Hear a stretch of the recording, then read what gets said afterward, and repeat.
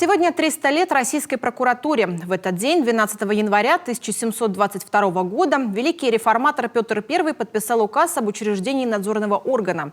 Менялись эпохи, правители, государственный строй, менялась структура и функции прокуратуры. Но главная задача оставалась неизменной – надзор за исполнением закона, защита прав и свобод граждан. Ежегодно в органы прокуратуры Коми поступают десятки тысяч обращений жителей республики.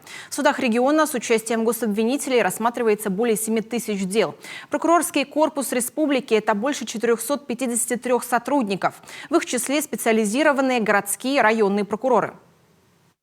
В прокуратуре республики Коми на протяжении многих лет работают профессионалы высокого класса, чьи заслуги по достоинству оценены руководством Генеральной прокуратуры России и нашего государства. Обязательно хочу отметить наших уважаемых ветеранов. Во многом благодаря их знаниям и опыту мы успешно выполняем поставленные задачи. Заслуги тех, кто посвятил себя защите интересов граждан, общества и государства, отмечены на самом высоком уровне. Благодарю коллектив органов прокуратуры Республики Коми за проделанную работу и поздравляю с профессиональным праздником.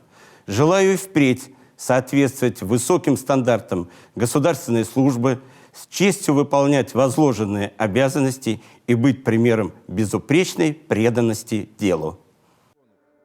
Наш телеканал подготовил фильм об истории и развитии прокуратуры Коми от ее создания до сегодняшних дней.